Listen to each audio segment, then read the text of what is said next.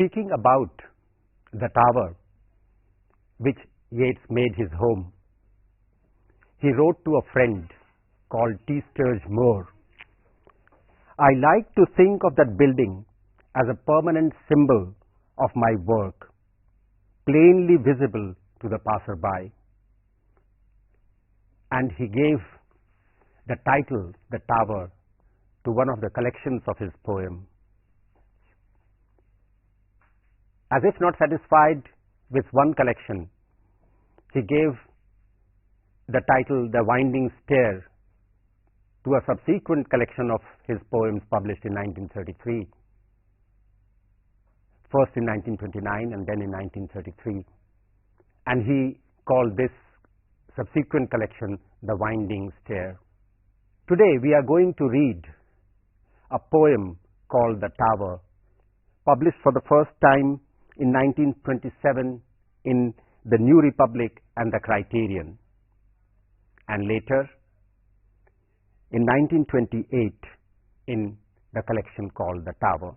The Tower, like Meditations in Time of Civil War and 1919, is a sequence of poems, is a collection of poems. And here once again, as in 1919, and unlike Meditations in Time of Civil War, he gives us no title for each section that makes his poem called The Tower. The first section is one long passage, verse paragraph of 16 lines, rhyming AB, AB, CD, CD, EF, EF, GH, GH. The rhyme scheme suggests stateliness, because Yeats is speaking like an old man. Think of Yeats in his early 60s, and then you can appreciate his poetry, the poetry of The Tower, better. "What shall I do with this absurdity, O heart, O troubled heart, this caricature, decrepit age that has been tied to me as to a dog's tail?" He is speaking about the decrepitude that he is finding in himself. His grey hair, his wizened face, his failing eyesight, his weakening teeth, a body not as agile as when he was a young man. That is what he is complaining about. This old age is tied to him like as to a dog's tail. If you tie something to a dog's tail, the dog feels very uneasy. That is the image that he has for the old age that has come to him. "What shall I do with this absurdity, O heart, O troubled heart, this caricature, decrepit age that has been tied to me as to a dog's tail? Never had I more excited, passionate, fantastical imagination, nor an ear and eye that more expected the impossible." What is the quality of youth? Youth expects the impossible. Youth has the energy to do whatever he or she wants to do. In old age, you are always, as it were, impeded by your body. Your own body is the impediment to your desires. And he says, "Never had I more excited, passionate, fantastical imagination, nor an ear and eye that more expected the impossible. No, not in boyhood, when with rod and fly, or the humbler worm, I climbed Ben Bulben's back." He is describing his early experience in Sligo. Ben Bulben is the mountain in Sligo. And when he climbed that Ben Bulben, or he went for fishing in the lake there with the humbler worm, with the rod and fly, in order to fish in the waters in the Ben Bulben, he is describing that. He says that his imagination is much more powerful. He suffers much more excitement than he felt as a child or as a young man, and had the livelong summer day to spend, it seems that I must bid the muse go back, choose Plato and Plotinus for a friend, until imagination, ear and eye can be content with argument and deal in abstract things, or be derided by a sort of battered kettle at the heel. So old age is like a battered kettle at the heel. What does he mean by say, it seems that I must bid the muse go back? Muse is the goddess of creativity. The poetic muse, we talk about the poetic muse. The art comes from inspiration. And he says, what would I do with this inspiration now that I am old, now that I cannot translate my inspiration into action, into something positive, something concrete? I must bid the muse go back, choose Plato and Plotinus for a friend. He says Plato and Plotinus were both philosophers who supported abstract thoughts. They did not favor creativity because they thought that man should be rational. Plato thought that man should be rational. And poetry always impels us to be mad. You cannot have, in Phaedrus he talks about poetry as the activity of a madman. There is a certain kind of madness that must descend upon a poet. And he is talking about Plotinus.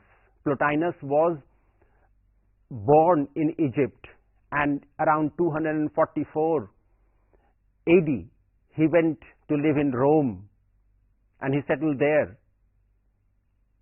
He was a great mystic philosopher. He has been called a Neoplatonist philosopher. His student Porphyry has written a biography of him, and he was the one who compiled his works, his writings, into a whole piece which he called Enneads. Yeats says that what should he do now that he is old? He says he must bid the muse go back, choose Plato and Plotinus for a friend, until imagination, ear and eye can be content with argument and deal in abstract things, or be derided by a sort of battered kettle at the heel. Because the best that an old man can do is to think about abstract things, because that does not require bodily functions, that does not require bodily activity. And this is how the first section of the poem ends, asking the muses to go away from him and inviting Plato and Plotinus to be his friends, to be the mates of his mind. But Yeats is not such a simple poet. He is in the habit of taking somersaults. And so, in the next section, he calls a convocation of all the dead souls, or all the non-living human beings. Let us read who are those people whom he calls. I space upon the battlements and stare. He is talking about the tower. I pace upon the battlements and stare on the foundations of a house. This house is the tower which you see behind me.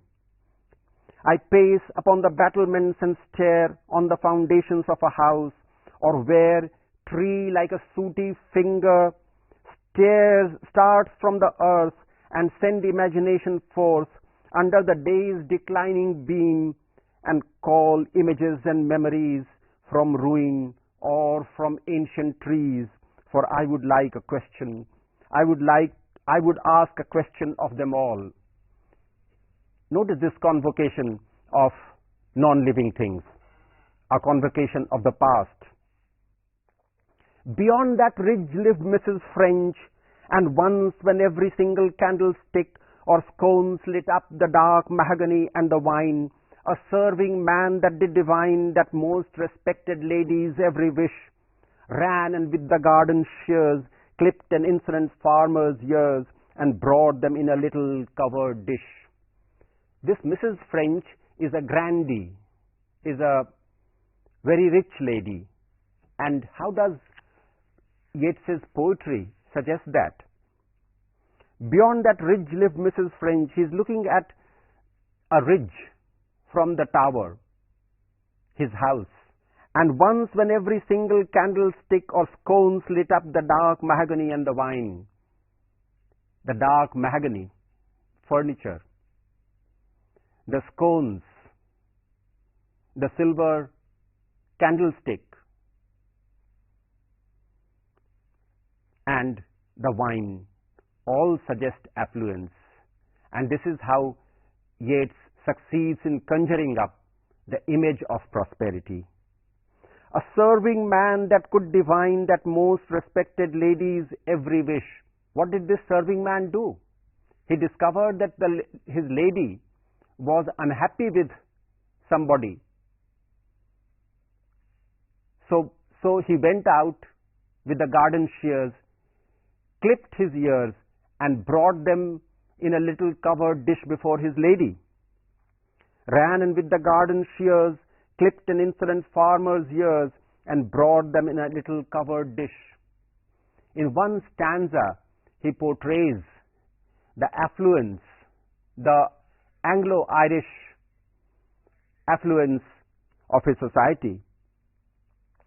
Some few remembered still when I was young, a patient girl commended by a song, who'd lived somewhere upon that rocky place, and praised the color of her face, and had the greater joy in praising her, remembering that if walked she there, farmers jostled at the fair, or so great a glory did the song confer. Some few remembered still when I was young, a patient girl commended by a song, who'd lived somewhere upon that rocky place, and praised the color of her face, and had the greater joy in praising her, remembering that if walked she there, farmers jostled at the fair, so great a glory did the song confer. He is praising, notice, the glory to the song of Anthony Raftery. That such was the song that, listening to this song, the farmers jostled one another in order to see this lady Mary Hines. And certain men, being maddened by those rhymes, or else by toasting her a score of times, rose from the table and declared it right to test their fancy by their sight, but they mistook the brightness of the moon for the prosaic light of day. Music had driven their wits away, and one was drowned in the great bog of gloom. This again is a true story that Yeats is narrating. And certain men, being maddened by those rhymes, or else by toasting her a score of times, rose from the table and declared it right to test their fancy by their sight, but they mistook the brightness of the moon for the prosaic light of day. Music had driven their wits away, music had driven their wits astray, and one was drowned in the great bog of gloom.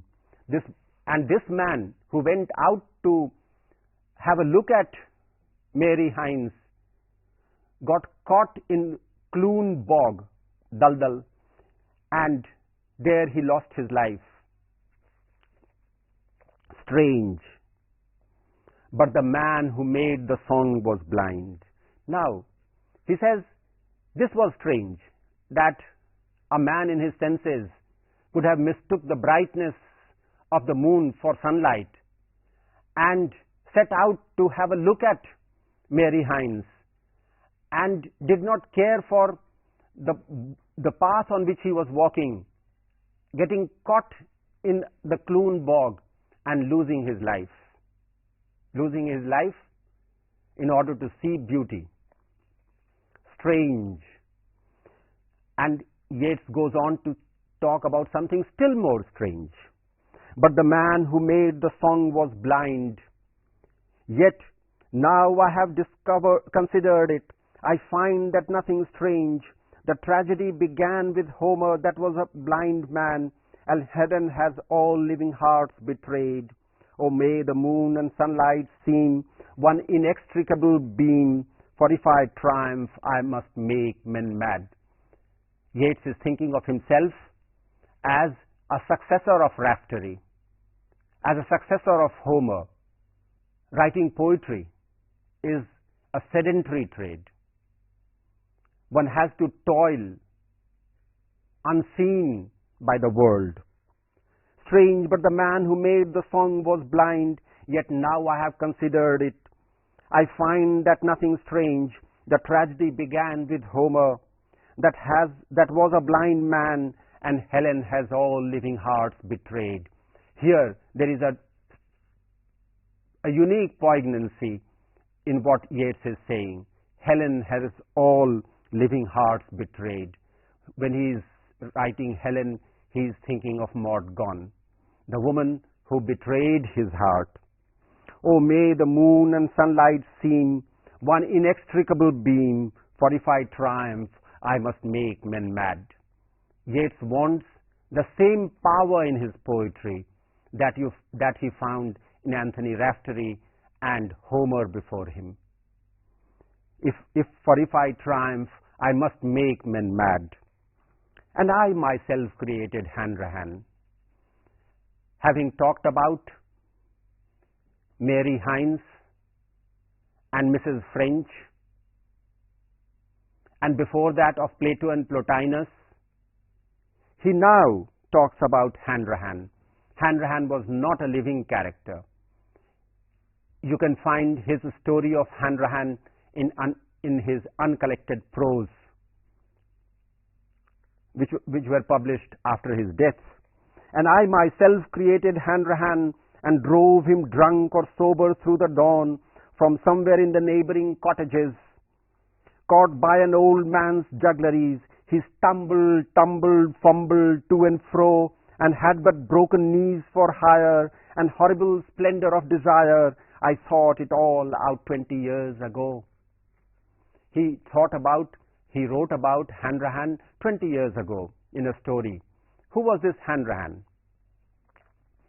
Hanrahan was also in love with a woman, a lady called Ecgtheow. Ecgtheow was a queen. He approached a palace at night. From outside it was night, so it was dark. When he entered, it was like daylight. And he looked at a lady, a queen, sitting in the middle of a hall, served by serving men, who was extremely beautiful. And I myself created Hanrahan, and drove him drunk or sober through the dawn from somewhere in the neighboring cottages. Caught by an old man's juggleries, he stumbled, tumbled, fumbled to and fro, and had that but broken knees for hire, and horrible splendor of desire. I thought it all out 20 years ago. He was also acting like that man who set out to see Mary Hines with his own two eyes, and in the process lost his life in the Clune bog. Here Yeats's creation was Hanrahan. He was also mad in love, as Yeats himself was in his life. Good fellows shuffled cards in an old bawn, and when their ancient ruffian's turn was on, he so bewitched the cards under his thumb that all but the one card became a pack of hounds and not a pack of cards, and that he changed into a hare. Hanrahan rose in frenzy's air and followed up those baying creatures towards. Here is this man whose imagination is what you can now see him. He in the image of the baying dogs, the baying hounds. Good fellows shuffle cards in an old bawn. Now, what happened? It almost reads like magic realism. You feel you were reading a novel by Marquez. Good fellows shuffle cards in an old bawn, and when that ancient ruffian's turn was on, he so bewitched the cards under his thumb that all but the one card became a pack of hounds and not a pack of cards, and that he changed into a hare. He had 52 cards in his hand. He was shuffling them. He was playing cards. A few friends were sitting together and playing cards, and Hanrahan got the 52 cards in his hand, and he converted 51 of them into hounds. One of the cards which remained was converted into a hare, and he left them all to fly. Hanrahan rose in frenzy there, and then he rose in frenzy and followed them up. And while following them, he reached a palace at night. And when he entered that lonely palace, he discovered XJ. XJ was extremely beautiful, indescribably beautiful, but she would not respond to his love. Oh, towards I have forgotten what. Notice the last line he says. Hanrahan rose in frenzy there and followed up those baying creatures towards. And then Yeats is portraying, as it were, a tired, decrepit old man. Oh, towards I have forgotten what. Enough of Hanrahan. His mind cannot wait to think about one thing. I must recall a man that neither love nor music nor an enemy's clipped ear could he was so harried cheer, a figure that has grown so fabulous, there's not a neighbor left to say, when he finished his dog's day, an ancient bankrupt master of this house. Having talked about living and imaginary creatures, Yeats now turns to an actual occupant of the tower, somebody who had lived long before him. Oh, towards I have forgotten what. Enough. I must recall a man that neither love nor music nor an enemy's clipped ear could he was so harried cheer, a figure that has grown so fabulous, there's not a neighbor left to say, when he finished his dog's day, an ancient bankrupt master of this house. He is talking about the tower. It is this house which he is talking about, an owner of this house. He became so poor, the occupant of this house became so poor that he lost all interest in life. Nobody around him knew who he was, what he did, how he lived, and how he died. Oh, towards I have forgotten what. Enough. I must recall a man that neither love nor music nor an enemy's clipped ear. So what he is thinking about? He is thinking about all those people about whom he has talked. The music that led the farmers to jostle in the fair for Mary Hines. The beauty of and the pride and the power and the pelf and the prestige of one Mrs. French. He is thinking of the lechery of Hanrahan, his own creation. And now he recalls a poor owner of this house in which he lives now. I must recall a man that neither love nor music nor an enemy's clipped ear. An enemy's clipped ear is reference to Mrs. French. Could he was so harried cheer, a figure that has grown so fabulous, there's not a neighbor left to say, when he finished his dog's day, an ancient bankrupt master of this house. Before that ruin came, for centuries, rough men-at-arms, cross-gartered to the knees, or shod in iron, climbed the narrow stairs, and certain men-at-arms there were, whose images in the great memory stored, come with loud cry and panting breast, to break upon a sleeper's rest, while their great wooden dice beat on the board. Remember, Yeats, the title of this poem is The Tower. So all his images circle around this tower. The convocation that he has called of images all appear before the tower, as it were. Now he is thinking about some of the occupants who lived even before this man who had been harried so badly. Before that ruin came, for centuries rough men-at-arms, cross-gartered to the knees or shod in iron, climbed the narrow stairs. Yeats has recorded that ghosts lived in that house, in this tower, and he had seen some of these men playing dice at the table in his bedroom. Before that ruin came, for centuries rough men-at-arms, cross-gartered to the knees or shod in iron, climbed the narrow stairs, and certain men-at-arms there were, whose images in the great memory stored, come with loud cry and panting breast, to break upon a sleeper's rest, while there great wooden dice beat on the board. Yeats is describing here his ghostly, his supernatural experience of these men, these dead ancestors, the ghosts of these dead ancestors playing dice on the table in his bedroom. Let's stop here and we will continue the discussion in the next lecture. Thank you.